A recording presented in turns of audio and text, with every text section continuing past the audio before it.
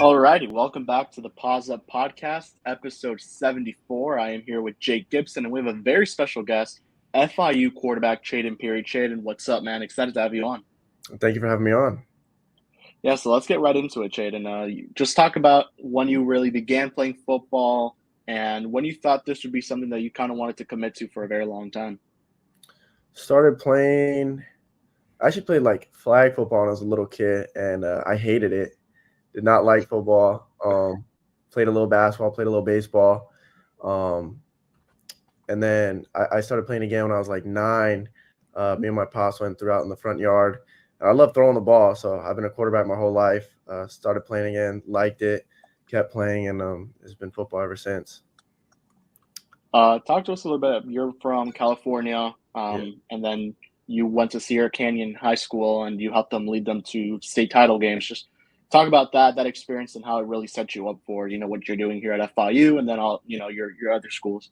Yeah, I had a great experience there. I still talk to a bunch of the players on there, some of the coaches, and it was just cool because we kind of got to build that place up a little bit. They've always been a great basketball school. Mm-hmm. They got a lot of good baseball players, but football was good. They were just in lower divisions. And in California, the way it works, you're put in certain divisions based on how you played the year before, and you can move up. So this year I know they're a Division I team. I think they open up with someone, but next game they'll probably play Mater Dei. So now they've become a national powerhouse, and it's just cool to talk to the guys that I was there with, and I talked to some of the dudes that are there before me that have since stopped playing, and some of them are coaching now, stuff like that. It's just cool to be one of the guys that helped push that school to where it is now. Chayden, first of all, what position did you play in baseball? I was a pitcher, dude. 8 years old, had a nasty little slider. So, but I only played that for 1 year. Pops helped coach on the team. Played a little basketball, did a little travel ball until I was 9 or 10 for just a few years. But once I started playing football and I took it serious, it was that, and that's it. It's ironic because we spoke with pitcher Owen Puck, who said he used to play quarterback before he made the switch over to baseball, and with you, it's vice versa. But you were one of those high school students who everything was going great leading up to the senior year, but you had the unfortunate luck of having it intertwined with the COVID-19 pandemic, so just leading to you missing the football your senior year and graduating a bit early. Talk about your mindset during this time, trying to find collegiate offers while being, unable to add your highlight reel and obviously adhering to the guidelines of COVID-19. Yeah, the whole shutdown happened. I threw for a few schools that spring, right after season. I want to say January, February. One of those was Georgia Tech. I threw for a few schools, and then right before spring ball started was when the shutdown came. So I had a few visits set up. Schools that said they were going to come see me, and obviously that never got to happen. I actually committed Georgia Tech on a Zoom call, never got to visit beforehand or anything like that. But everything happens for a reason. I believe in God's plan. I believe that everything that's I've done or that's happened has led up to this point. Now I'm here, and I'm very happy where I am. So. Ultimately, you ended up at Georgia Tech of the ACC, a very prestigious football program, but you obviously entered at a very strange time. Their head coach was fired after a bad start, and ultimately you decided to pull the trigger and leave. So just talk about your expectations when joining the Yellow Jackets and ultimately what made you decide to take a chance and head elsewhere. Yeah, I really committed there just based off the coaches and what they preached. Coach Collins, Coach Pat now were there, and they kind of just preached just being gritty, and that's something that grit has been a thing that my dad has said my whole life. So hearing them have a lot of the same values as what I was raised with was big. I knew they were a great academic school, along with being on the rise with football, and they're doing really good this year. So that's good to see. I still talk to some of the guys there, Jamal Haynes and Malik Rutherford and stuff, and they're having a lot of success. So I'm really happy for them. Leaving, kind of crazy. I thought I was gonna go to a school. I didn't really know how the portal worked. I thought I was gonna go to a school and go back to school back in California in high school. One of my first offers like San Jose State at San Diego State. So I was like, oh, I'll hit the portal and I'll just go to a school back home, be closer to home, be more comfortable. And I hit the portal, and the only real like offers or interest I had was like schools super far away again. It was Hawaii, which is 6 hours the other way. Wow. Georgia Southern, which is even farther than Atlanta. But I knew I had a few teammates at a JUCO nearby my house. I always worked out on that field and stuff, so I was very familiar. Knew a lot of the players, knew a couple of coaches. So my whole thought process was, I'll go here. I'll get to come live back at home, so I'll save some money and be able to really, I guess up my stock. I hadn't played in a while. I just wanted to play football again. I thought that was the best move for me. I went there, had my times there, got to meet great people. Some of my bestest friends were on that JUCO team, and then ultimately led me to here. So talk about your JUCO experience. You go there, and obviously it's a big drop from the Power 4 level to there, but still, I mean, you're going to get more playing time. You're going to still, I mean, a lot of guys at that level are really good, and obviously we're seeing it with some guys here at FIU who go from the JUCO to the D1 level and having a lot of success. I mean, Travion Barnes is the most recent case there. So just talk about that level, what it was like playing over there, and just how did that help you kind of get yourself back to the D1 level? Yeah, I mean, it was a really good JUCO. They're known for putting a lot of guys out. I know they got a lot of guys with offers right now. And it was cool because I got to come home and play with a lot of guys I used to play with, either back in youth ball or in high school. And I mean, we played tough competition. We played against at the time, I think Riverside was like number 1 or number 2 in the country. We played them. We were playing. We played Fullerton. We played a lot of good teams that also had guys, get out, guys that are in college football playing right now. And I mean, I met you meet a lot of cool people because everyone's, coming from everywhere, I got dudes that I met that came all the way from Florida, dudes that came from Arkansas that came and they were living in little apartments, sharing rooms, doing whatever they could to push their dreams. I got a buddy who is real successful with his merch brand right now. He's got some really cool streetwear that he's doing. For a time, he was homeless. He would go in and sleep in classrooms when they were empty at night, or sleep in his car. And it definitely makes you, appreciate what you have, appreciate the game more. Because I mean, you see guys who literally will do anything to just play a little more and get to where I'm at now. And so I mean, I loved it just because I was able to meet those people like that. And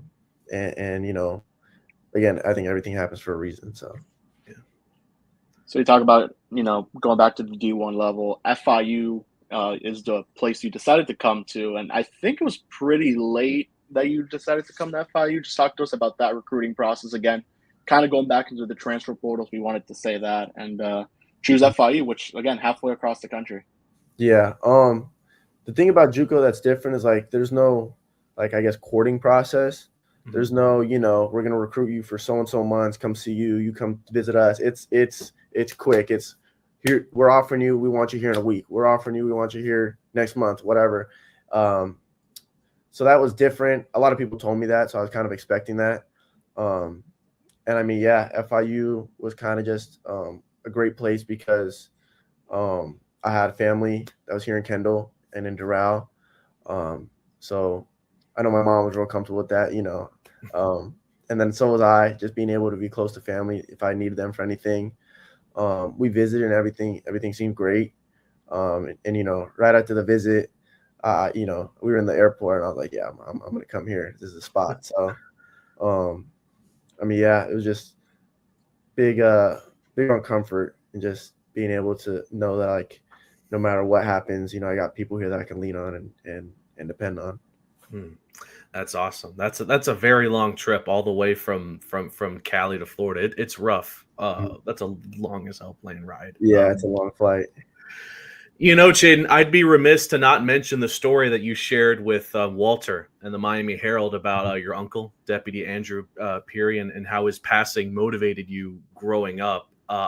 Talk a bit about just what he meant to you and how you still honor him to this day. Yeah. I mean, what he meant to me, I mean, he was just a very good example of integrity. Just another one of those things that my dad, my mom have always instilled in me since I was a kid. Doing the right thing when people aren't looking, stuff like that. Mm-hmm. But he was, I used to say, like the great example of that. Okay. And it was actually interesting because there was so many things that he accomplished, in his time of service, both in the military and the police force, that like even my dad didn't know. He was a very humble person that never really bragged. You would never know. We learned about all these accomplishments and all these awards and all these things that he did, and we were like, we didn't even know. He didn't brag about that. He didn't tell about that. Mm-hmm. So I mean, it was just really cool to learn more about that. And I got the tattoo right here. It's covered up because I got a shirt on, but okay, I got the tattoo right here, just so I can carry that with me at all times. I bring up this story, by the way, because there's an ironic connection. Because as it turned out, tight end and Paws Up legend Rocky Beers' father served in, I believe, the same police force in Colorado. So just talk about that discovery you had with Beers, and just what it means to be teammates with someone who has that kind of connection. Yeah, I know he's a sergeant. I don't know where, but I want to say it's like close by. But he was at the funeral. We went to Colorado for the funeral from California, and he was I believe part of the he was a flag bearer there. Mm-hmm. But I'm just kind of crazy how things work. This is like my 5th time saying it, that that God has a plan, and everything works itself out, stuff like that. And just to think that Rocky Beers was, I was at a JUCO in California, didn't know where I'd end up. Rocky Beers was at, I think, the Air Force Academy at the time. Yeah. In Colorado. Who knew we both end up here at FIU in Miami, a year or two later. And then just to like make that discovery, we were just chopping it up one day and he was asking me about it. And his dad ended up, being there at the funeral. So that was really cool. So, Chayden, you're a Cali kid through and through. Things are very different here all around. The elevation, the weather, there's no in and out. There's a lot of cultural differences all around here in Miami. What was the biggest culture shock to you when you made your first trip to the 305? I would say the biggest culture shock was probably going into like a supermarket, like a store. Okay. And like asking where something is and just like getting a full Spanish response. I understood it. I understood what they were saying, but I was just like, whoa, like, straight into Spanish, no English, no nothing. I thought that was interesting, but it's something that I've grown to like. I went to a Pinecrest Baker this morning, and with my girlfriend, and we walked over there, and the lady started speaking in Spanish, and she was just like, thank God you're here, because I have no idea what she just said. But that was probably the biggest culture shock, but also kind of like a pleasant surprise. The Nicaraguan community in California is pretty tight knit. Like everyone knows each other because it's just very few of us. There's one restaurant, that everyone goes to eat at, and there's one little bakery nearby. Mm-hmm. So everyone, we know the owner of that restaurant because we're there all the time. My mom's birthday's on Friday, so they'll probably see them there, on Friday. But it's definitely cool to come here, and there's just so many people that are just like me, or just like my parents, and it just adds to that comfortable home type of feel. Before we go any further, Kevin and I, we're East Coast kids. We don't know about In and Out. Just what's that like? Just talk a bit about how upset you were when you found out that wait, there's no In and Out here on the East Coast. I'm holding out hope, man. I think they'll bring it over. I know they have one in Colorado. I know they moved their headquarters to Nashville, so give it a few years, we'll be good. There's a big debate: Whataburger versus In and Out. not the same. I don't think I Not don't at think all. I agree. I'll give Whataburger its props, but you can't compare the two. And it's one place I've had, and you're never gonna feel bad after eating it. It's great. Believe the hype. I believe it. There I you go. believe it. Getting back on track here, you entered a pretty loaded quarterback room here at FIU. You had Keywan Jenkins and Amari Jones among a whole list of other potential backups. Just talk about your initial reactions to the QB room, as well as what you learned from your teammates and vice versa about the position. Right. Well, I mean, wherever you're gonna go, you're gonna have to compete. Everyone that's in that quarterback room was the guy at one point. They were the guy at their school or in their area or in their state, wherever. But I mean, it was pretty quick. I got comfortable with the guys, and I think we all have a pretty close knit group. I still talk to Grayson James sometimes. I know he's at Boston College. He was here when I was here. Still talk to him. Still chop it up all the time with Keywan, Amari. Clayton actually roomed with me last semester. When he came in as a freshman, I hosted him on his visit, and he didn't know where to live. And I'm like, dude, I got an open spot. So he ended up being my roommate. And then who else, man? Zach Waters. Zach Waters probably sneaky, like funniest dude in that room. He won't talk much, but then he'll hit you with like a one-liner, and it's just like it's perfect. He's hilarious, man. We always are in there having a good time. I lift with Hayden all the time during the week. Just like we go hit the rack or hit a gym real quick and get a little pump in. So real tight knit group, real close group. We chop it up, and we're joking all the time. So definitely grateful to be a part of it. You didn't play last year at all, but what was it like just seeing those other guys? Grayson, who got that first start, he did come in during that Jack State game last season. Keywan, as a freshman quarterback doing what he did, just learning out of what they did, but also just being able to kind of watch it and, see what was a pretty good start to the season. Unfortunately, it didn't end the way you guys wanted, but still, it must have been a lot of fun, especially, St. Houston overtime game and all those moments. Yeah, definitely fun. If anything, I just learned that one, you can get your shot at any time. Just seeing so many dudes, go in and go play, and just knowing that I gotta always be ready. And I mean, it's just all been a cool experience getting to, we all have been very supportive of each other, including when I went in, Keywan was the first dude to talk to me when I came off on the sideline. Yeah. And I feel like that's kind of rare. You don't see that all the time. There's sometimes animosity in quarterback rooms, but we've all been very supportive of each other. We're hyped up. My mom sent me a video on TV, and you see, me and Hayden are jumping up and down when Amari threw that touchdown against UTEP, and we're freaking out. And you see we're probably the most hyped up for each other. We all the handshakes, and we're freaking out every time we score. So it's I think that's very, very cool, and it speaks to just how close we are off the field and in that quarterback room, stuff like that. Going into this season, obviously Keywan was named the starter pretty early on, and then you came in to back him up in that Vice night against Sam Houston. What was your reaction when you found out Keywan wasn't going to be able to keep going?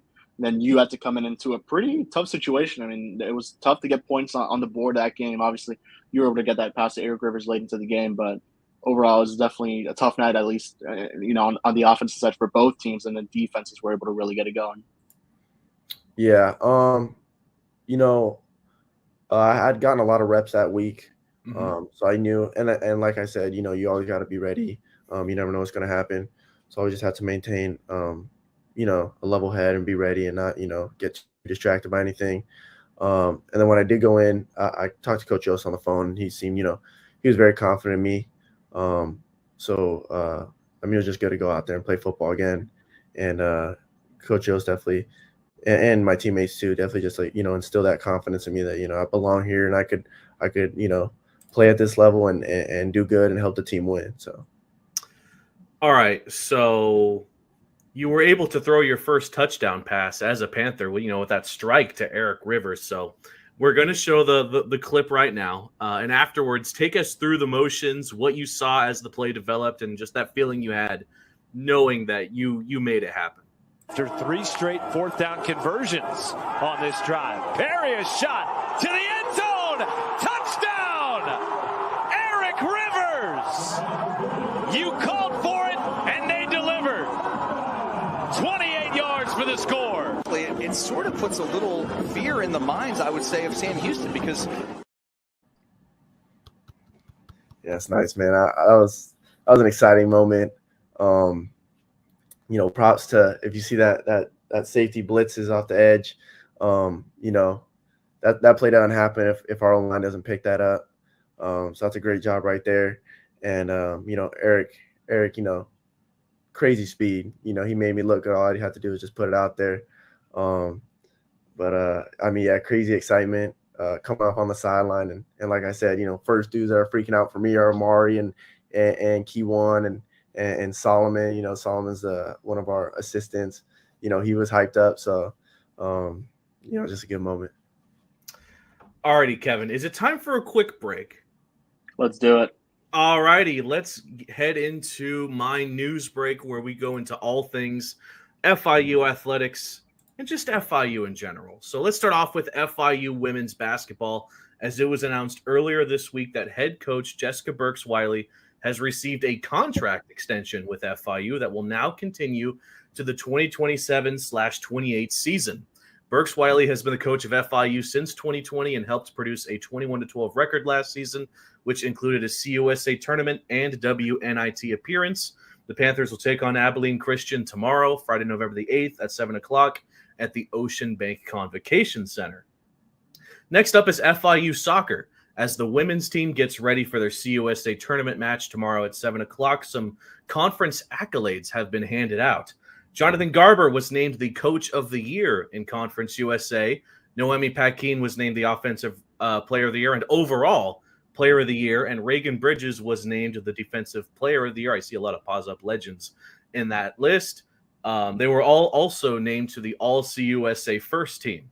In addition to women's, the men's soccer team is set to head to Boca Raton to take on FAU in the AAC tournament tomorrow at 7 o'clock. There's going to be a lot of stuff happening tomorrow at 7 o'clock here and over in Boca Raton. So definitely keep your eyes on some screens to see everything that's going on with both basketball and soccer.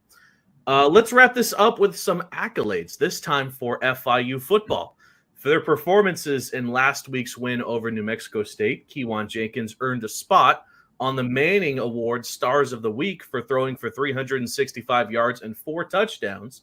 And Eric Rivers was named the CUSA Offensive Player of the Week for his historic performance of 11 catches for 295 yards and 3 touchdowns. So congratulations to those two guys on a very historic night for the team.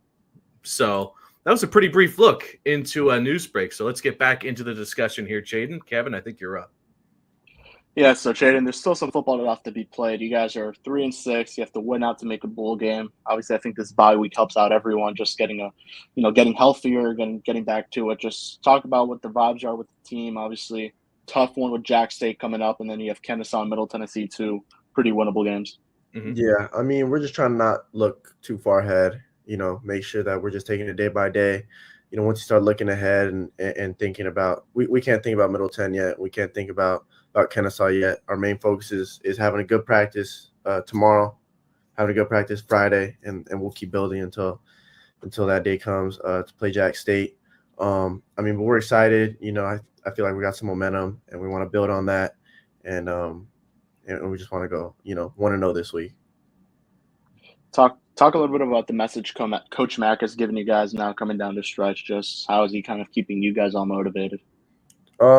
Just to have, unwavering belief that we can. We've been in every game that we've played, really. Most of the games that we've lost or every game that we lost, we've had chances to win that game. And we've looked at and had plays where we could do better. And a couple plays can change the outcome of that game. We know we can. We know we have the ability to play with anyone on our schedule. And, again, we're just trying to take it day by day, practice by practice, and stack small wins. All righty.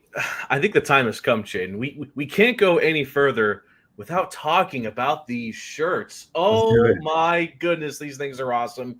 You can get these in multiple sizes, colors, and with different Central and South American nations on them. Kevin, I know you're rocking a Cuba tee in the chambray color, which reminds me a lot of Biscayne blue. I'm rocking the Venezuela with the ivory color, which is super nice. Just talk a bit about the opportunity you had with the Athlete Factory Agency to create these. Mm-hmm. Yeah, my guy Drew really did a bunch of the heavy lifting with that, man. I had some ideas for designs. He made it come to life. Definitely grateful for his help. I know we added a few more countries up there, so we're gonna run a deal again pretty soon. So I'm excited for that, and it's just been cool to kind of have like a little thing on the side that kind of represents me and represents a large demographic here in Miami and in South Florida. I think the thing about us Hispanics and Latinos is just we're very proud of where we come from and our heritage. Right. And my mom, her sisters, my grandma, they were all immigrants from Nicaragua. They came over, and we're proud Americans, but we're also very proud of where we came from and what we did with the situation, the cards we were dealt. I always look at my grandma. She's a very strong woman. Brought her kids over here. My mom coming over here when she was very young, and her sisters, they left during when they had Civil War broke out there in Nicaragua. So just being able to wear something that represents where I play, but then represents my heritage and where I come from is super cool. And I just want to be able to share that with other people here, wherever that want to, I guess, share that same story. So let's hear your sales pitch, Chayden. I've mentioned the options people have when buying one of these shirts. Personally, I don't know about you, Kevin. They're very comfortable. They are. Why do you feel that students, fans, and alumni alike should take a chance and purchase these? I would say high quality shirts. 100% high quality. We definitely didn't short anyone on that. Definitely cost a little bit extra, but it's worth it for the high quality. I think the design's great. It's different, it's not just the usual FIU logo or that cartoon panther, but it's it's kind of like a lifelike. And I mean, the pride, of course, of just wearing that, being proud of your heritage. There's a lot of options. I think the colors are great. And I mean, maybe I'm a little biased, but I mean, I love the shirts. And I mean, we're going to have a deal running soon. Like I said, we got some more countries up there. So hopefully we can get more people to represent and just be proud of where they come from. I'll mention this right before we close up shop here, but if you do want to get any of these shirts, you can get them online at Chayden-Peery-FIU-FIU.printify.me. So definitely give them a look. There's a lot of options, a lot of great colors, and yeah, for sure, Chayden, as we start to wrap up here, again, thanks for hopping on and talking some football with us, and let's get into some fun rapid fire questions. Kevin, I think you have the first one. So you mentioned Zachary Waters already, maybe as one of the funnier guys on the team, but who would you say is the funniest player on the FIU football team? Ooh, I'm either gonna go. Nah, I'm probably gonna rock with Zach Waters on that still. Okay, there we go. Yeah. No, I love the commitment, man. When you're practicing, when you're just wanting to play some music, who's getting the aux cord and who is not getting the aux cord? Aux cord, not Claude Larkins, not Claude Larkins, definitely not him. Who's getting the aux cord? Probably gonna rock with. I trust Ross Fournay. I trust Clayton Dees. They got some good stuff. Got some good house music in there. Get the vibes up. So I'm gonna go with one of them. That's cool. That's cool. What's your playlist looking like? My playlist is everywhere, man. You got There you go. you got rap. You got 2000s rock. You got some random Linkin Park when I'm in the gym, and you got house music that I hear. That's real popular around here. So I mean, I got everything in there. All right, we've heard a lot of very different locations, and some guests have even been brave enough to give their orders. But where is your favorite place to grab some food on campus? Ooh, on campus, I'm a, on campus. I don't know. Maybe just like quick little Starbucks coffee.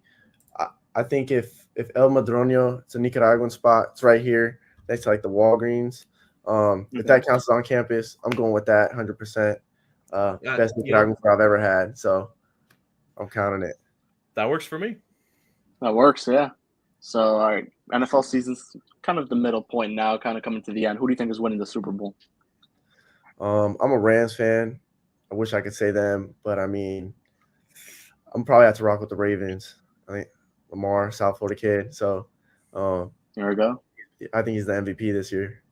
Hey, I mean, best of luck to the Rams. I mean, I like the Rams. I'm not going to like them on Monday night when they take on the Dolphins, but no, I think the Rams go. I've always been a big Matthew Stafford fan. So, well, you know what? I might rock with the Texans. Sneaky, but I like that. This year, I do I like the CJ Texans Stroud, too. Cali quarterback. I played CJ Stroud my junior year, I believe.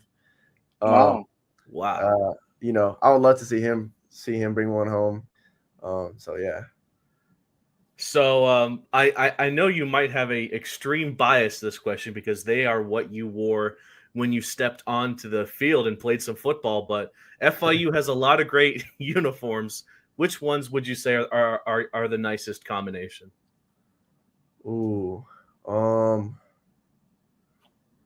mean, I think we haven't worn them this year yet, but I love the baby blue, like Biscayne blue tops with the navy blue pants. I think okay. Cool. The ones you guys wore against Liberty last year. Yeah, that was my favorite. I think that was my favorite one last year. So I'm gonna rock with that. There we go. Alrighty, we asked this to every athlete, every coach. Who should we get from the football team next on the podcast? To clarify, we've had Kiwan, we've had Flex, we've had Coach a couple times, and we've had Rocky. I would say. Forgot to mention we have Chase too. I'd say JoJo Evans. I think JoJo might be one of the funniest players on the team too. So I say JoJo. I think someone said that to us already too, and we just haven't lived up to that. So we're gonna have to do that one next for sure. I spend a lot of time with Zach Waters, but yeah, JoJo's definitely one of the funniest on the team too. So there we go. All right, that's awesome. We'll better write that down, Kevin. But Chayden, again, thank you so much for spending some time with us, man. I want to leave you with one final thing. If you have anything you'd like to say to the fans, to FIU, to just anyone in general, the floor is now yours. Oh man. Number one, promo again. Go get yourself some shirts. Go represent, go support. And just hold tight because we're gonna try to get some wins right here, get bowl eligible, and we're excited about what's to come. Alrighty, very simple. Thank you once again, Chayden. I'm gonna flash this on the screen once again. If you want to take a look at some of the shirts that Chayden has on sale, head to Chayden-Peery-X-FIU.printify.me, and of course, be checking out the football team come Saturday, November the 16th at 2:00 when they head to Jacksonville, Alabama to take on the Gamecocks. That can be seen on ESPN Plus. Kevin, you're going to be there. So that's pretty sick. So all right, Chayden, once again, thank you so much for hopping on, man. Thank you for having me. All righty. For Kevin and Chayden and everyone watching, go check out the shirts. Watch some football and paws up. Paws up.